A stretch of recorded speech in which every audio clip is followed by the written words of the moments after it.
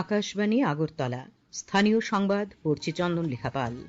এখনকার বিশেষ বিশেষ খবর হলো, কেন্দ্রীয় অসামরিক বিমান পরিবহন প্রতিমন্ত্রী মুরলীধর মহল বলেছেন, প্রধানমন্ত্রী নরেন্দ্র মোদী ত্রিপুরা সহ গোটা উত্তর পূর্বাঞ্চলের সার্বিক উন্নয়নের বিষয়ে যথেষ্ট আন্তরিক। মুখ্যমন্ত্রী অধ্যাপক ড মানিক সাহা আজ ফিশারি অফিসার পদে নির্বাচিত 52 জনের হাতে নিয়োগপত্র তুলে দিয়েছেন। আজ থেকে ঢাকা হয়ে আগরতলা ও কলকাতার মধ্যে যাত্রীবাহী বাস পরিষেবা পুনরায় চালু হয়েছে। ত্রিপুরা মধ্যশিক্ষা পর্ষদ পরিচালিত এবছরের উচ্চ মাধ্যমিক পরীক্ষা আগামীকাল থেকে শুরু হচ্ছে। 3 দিন ব্যাপী রাজ্য গেমস আজ শেষ হয়েছে।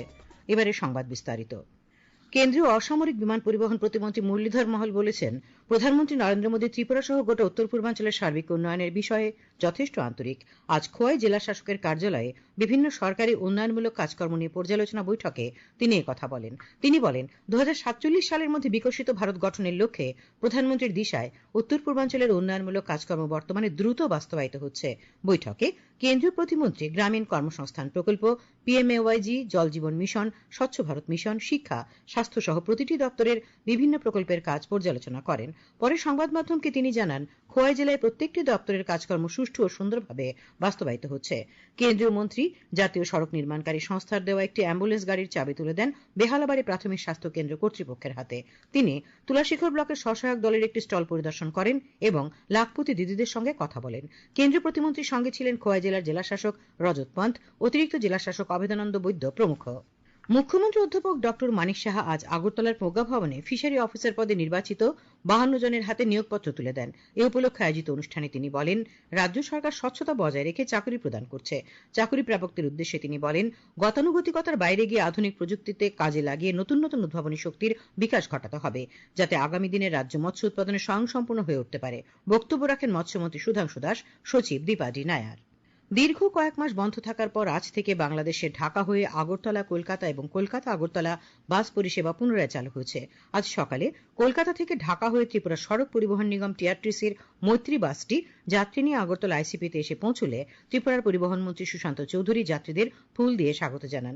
উপস্থিত ছিলেন টিআরটিসির ভারপ্রাপ্ত চেয়ারম্যান সমর রায়, আগরতলা পৌর নিগমের মেয়র পরিষদ তুষার ভট্টাচার্য প্রমুখ। সেখানে আয়োজিত অনুষ্ঠানে পরিবহন মন্ত্রী শ্রী চৌধুরী মৈত্রী বাস পরিষেবা পুনরায় চালু হওয়ায় সন্তোষ ব্যক্ত করেন। আগামী দিনে ভারত বাংলাদেশের মধ্যে ব্যবসা বাণিজ্য ও দ্বিপাক্ষিক সম্পর্ক স্বাভাবিক হবে এবং দুই দেশ শান্তিপূর্ণভাবে আলোচনার ভিত্তিতে উন্নয়নের পথে এগিয়ে যাবে বলে তিনি আশা ব্যক্ত করেন। তিনি বলেন, বাংলাদেশ আমাদের শুধু প্রতিবেশী নয়, বরং নিকট আত্মীয়ের মতো। প্রধানমন্ত্রী নরেন্দ্র মোদী দুদেশের মধ্যে স্বাভাবিক ও বন্ধুত্বপূর্ণ সম্পর্ক জোরদার করার উপর গুরুত্ব দেন। ত্রিপুরার সঙ্গে বাংলাদেশের মৈত্রী সেতু দিয়ে যাতায়াত সহ বন্ধ থাকা সব প্রকল্পই ইতিবাচক আলোচনার মধ্য দিয়ে বাস্তবায়িত হবে বলে পরিবহন মন্ত্রী আশা ব্যক্ত করেন। বিগত দিনের মতো আমাদের মধ্যে যে আত্মীয়তা বা আমাদের মধ্যে যে যোগাযোগ, সেটা আমরা প্রতিষ্ঠিত করতে পারবো এবং রুল অফ ল প্রতিষ্ঠা হয়েছে বাংলাদেশে। তার মাধ্যমে দুদেশের যে উন্নয়ন বাণিজ্যিক দিক থেকে বা সম্পর্কের দিক থেকে সেটা আরো সংঘবদ্ধ হবে, শক্তিশালী হবে, আমরা ত্বরান্বিত করতে পারবো। এটা খুবই আনন্দের বিষয় যে আজকে সে বাস পরিষেবা পুনরায় আমরা চালু করতে সক্ষম হয়েছি ভারত বাংলাদেশের মধ্যে, এবং আগামী দিনে আরো ভারত বাংলাদেশের ঐক্যকে কিভাবে সমৃদ্ধ করা যায় আমাদের দেশের সরকার সেদিকে নজর রেখে কাজ করবে। এবং আমরা আজ থেকে এটাই বলতে পারি যে ভারত বাংলাদেশের যে মৈত্রী বা সম্পর্ক, সেটা লং লিভ হোক, এটা আরো সমৃদ্ধশালী হোক, সেটা আরো শক্তিশালী হোক। ত্রিপুরা মধ্যশিক্ষা পর্ষদ পরিচালিত এবছরের উচ্চ মাধ্যমিক পরীক্ষা আগামীকাল থেকে শুরু হচ্ছে। মাধ্যমিক পরীক্ষা শুরু হবে আগামী 26 ফেব্রুয়ারি থেকে। এবছর উচ্চ মাধ্যমিক পরীক্ষার্থীর সংখ্যা 26,411। তৃতীয় লিঙ্গের পরীক্ষার্থী রয়েছেন একজন। মাদ্রাসা ফাজিল পরীক্ষার্থীর সংখ্যা 85 জন। উচ্চ মাধ্যমিক পরীক্ষায় মোট পরীক্ষা কেন্দ্র 62টি। এবছর মাধ্যমিক পরীক্ষায় মোট পরীক্ষার্থীর সংখ্যা 32,004 জন। এদের মধ্যে মাদ্রাসা আলিম পরীক্ষার্থীর সংখ্যা 155 জন। মাধ্যমিক পরীক্ষায় মোট পরীক্ষা কেন্দ্র 69টি।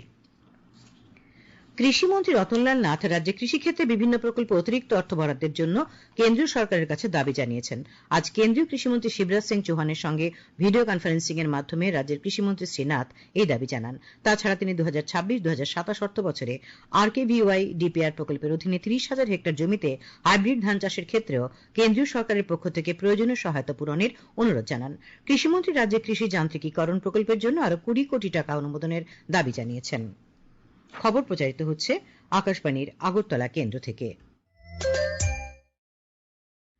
আকাশবাণীর সংবাদের আপডেট পেতে লগ ইন করুন www.newsonair.com এবং নিউজ অন এআইআর অ্যাপ এবং টুইটার ও ফেসবুক প্ল্যাটফর্মে এআইআর নিউজ অ্যালার্টসে।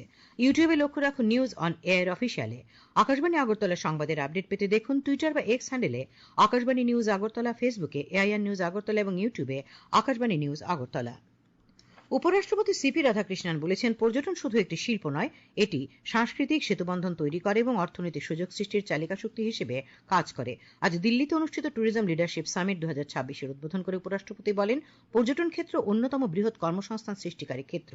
এই ক্ষেত্রে অন্তর্ভুক্তিমূলক এবং সুস্থায়ী প্রবৃদ্ধি নিশ্চিত করতে দক্ষতা উন্নয়ন, উদ্যোক্তা সৃষ্টি এবং নারী নেতৃত্বাধীন উদ্যোগে বিনিয়োগের উপর গুরুত্ব আরোপ করতে হবে। তিনি আরও জানান, ভারত ট্যুরিজম ভিশন 2029 উন্মোচন করা হয়েছে, যার লক্ষ্য প্রতিটি রাজ্যে অন্তত একটি বিশ্বমানের পর্যটন গন্তব্য গড়ে তোলা।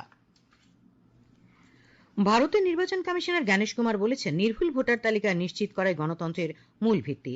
আজ নতুন দিল্লির ভারত মণ্ডপমে ভারতীয় নির্বাচন কমিশন এবং রাজ্য নির্বাচন কমিশনারদের জাতীয় গোলটেবিল বৈঠকে ভাষণ দিতে গিয়ে তিনি জানান, সঠিক ভোটার তালিকা তৈরির লক্ষ্যেই বিশেষ নিবিড় সংশোধন কর্মসূচি গ্রহণ করা হয়েছে। তিনি বলেন, বিহারে এই প্রক্রিয়া সফলভাবে সম্পন্ন করা হয়েছে এবং বর্তমানে 12টি রাজ্যে এই কাজ চলছে। এর মধ্যে 11টি রাজ্য ইতিমধ্যে ভোটার তালিকা প্রকাশ করেছে। শ্রী কুমার নির্বাচন কমিশন এবং রাজ্য নির্বাচন কমিশনগুলির মধ্যে সমন্বয় আরও জোরদার করার উপর গুরুত্ব আরোপ করেন। পড়শি বাংলাদেশের সাম্প্রতিক ঘটনা প্রবাহের পরিপ্রেক্ষিতে দীর্ঘ বিরতি কাটিয়ে ফের চালু হয়েছে ঢাকা হয়ে আগরতলা থেকে কলকাতা যাত্রী বাস পরিষেবা। ত্রিপুরা সড়ক পরিবহন নিগম টিআরটিসি পরিচালিত রয়্যাল মৈত্রী বাস ঢাকা হয়ে আজ দুপুর 12টা নাগাদ আগরতলার আখাউড়া আন্তর্জাতিক স্থলবন্দর দিয়ে রাজ্যে প্রবেশ করে। এখন এ নিয়ে একটি প্রতিবেদন। রাজ্যের মানুষ পড়শি বাংলাদেশ নিয়ে আলাদা আবেগের অনুভূতিতে জারিত থাকেন। সেই দেশের রাজনৈতিক অস্থিরতা কাটিয়ে অবশেষে সুস্থিতি ফিরে এলো। ভারত ও বাংলাদেশের মধ্যে সুসম্পর্কের আবহে পুনরায় চালু হয়ে গেল ঢাকা হয়ে আগরতলা কলকাতা বাস পরিষেবা। ফলে নতুন করে ভাবনার জাল বোনায় সাংস্কৃতিক মেলবন্ধন, বাণিজ্যিক যোগাযোগ এবং অন্য সমস্ত আত্মিক যোগসূত্র যুক্ত হয়ে যাচ্ছে একে একে। আর আখাউড়া আন্তর্জাতিক স্থলবন্দরে আজকের অভিজ্ঞতা সেই কথাই যেন মনে করালো ত্রিপুরা সড়ক পরিবহনের মৈত্রী বাসে চড়ে কলকাতা ও বাংলাদেশ থেকে আসা সাধারণ যাত্রীদের কথামালায়। আমার নাম জহিরুল ইসলাম, আমি কলকাতা থেকে ঢাকা হয়ে এখানে আসি। মোটে আমাদের জন্য আসলে অনেক ভালোই হলো ব্যাপারটা, যে এখন এখান থেকে অনেকদিন তো বন্ধ ছিল, যার কারণে আমরা আসতে পারিনি। তো এখন এখানে আগরতলা হয়ে দেখা যাচ্ছে বিভিন্ন জায়গায় মুভমেন্ট আমাদের জন্য অনেক সুবিধা হবে। আমার নাম এইচ.এম. নুর আলম কামাল, আমি ঢাকা থেকে আসছি। আমার আসতে 2 থেকে আড়াই ঘন্টা সময় লেগেছে এখানে। আর অনুভূতি বলতে আমার কাছে অনেক ভালো লাগতেছে, যাতে দুই দেশের সম্পর্ক খুব সুন্দর হয়, ভালো থাকে, ব্যবসা বাণিজ্য সকল ক্ষেত্রে যাতে ভালোভাবে দুই দেশ বন্ধুত্ব ভাবে চলতে পারে সেটাই চেষ্টা করবো। এবং আমার কাছে খুবই ভালো লাগছে এবং যাত্রাটা অনেক ভালো লাগছে। দীর্ঘ প্রতীক্ষা শেষে এই পরিষেবা পুনরায় চালু হওয়ায় দ্বিপাক্ষিক সম্পর্কের ক্ষেত্রে নতুন আশার দরজা খুলে দিল, তা বলাই বাহুল্য। তাপস দেব ও সুমন ভট্টাচার্যের প্রতিবেদন, সংবাদ কক্ষ থেকে রাহুল লোধ, আকাশবাণী, আগরতলা।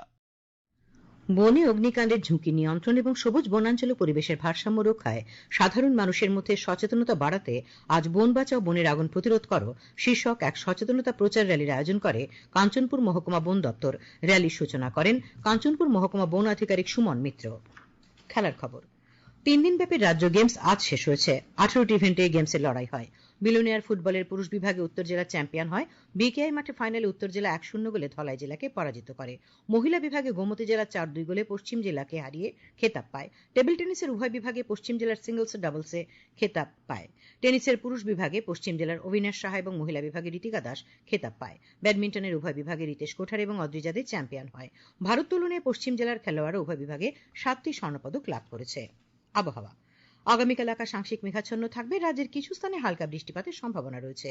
আজ দিনের সর্বোচ্চ তাপমাত্রা ছিল 30.8 ডিগ্রি সেলসিয়াস এবং সর্বনিম্ন 18.6 ডিগ্রি সেলসিয়াস। আগামীকাল দিনের সর্বোচ্চ তাপমাত্রা 32 ডিগ্রি সেলসিয়াস এবং সর্বনিম্ন 17 ডিগ্রি সেলসিয়াসের আশেপাশে থাকবে। শেষ করার আগে খবরের বিশেষ বিশেষ অংশগুলি আরেকবার। কেন্দ্রীয় অসামরিক বিমান পরিবহন প্রতিমন্ত্রী মুরলীধর মহল বলেছেন, প্রধানমন্ত্রী নরেন্দ্র মোদী ত্রিপুরা সহ গোটা উত্তর পূর্বাঞ্চলের সার্বিক উন্নয়নের বিষয়ে যথেষ্ট আন্তরিক। মুখ্যমন্ত্রী অধ্যাপক ডক্টর মানিক সাহা আজ ফিশারি অফিসার পদে নির্বাচিত 52 জনের হাতে নিয়োগপত্র তুলে দেন। আজ থেকে ঢাকা হয়ে আগরতলা ও কলকাতার মধ্যে যাত্রীবাহী বাস পরিষেবা পুনরায় চালু হয়েছে। ত্রিপুরা মধ্যশিক্ষা পর্ষদ পরিচালিত এই বছরের উচ্চ মাধ্যমিক পরীক্ষা আগামীকাল থেকে শুরু হচ্ছে। 3 দিনব্যাপী রাজ্য গেমস আজ শেষ হয়েছে। স্থানীয় সংবাদ আজকের মতো এখানে শেষ হলো। পরবর্তী বাংলা স্থানীয় সংবাদ শোনা যাবে আগামীকাল সকাল 7:35 মিনিটে।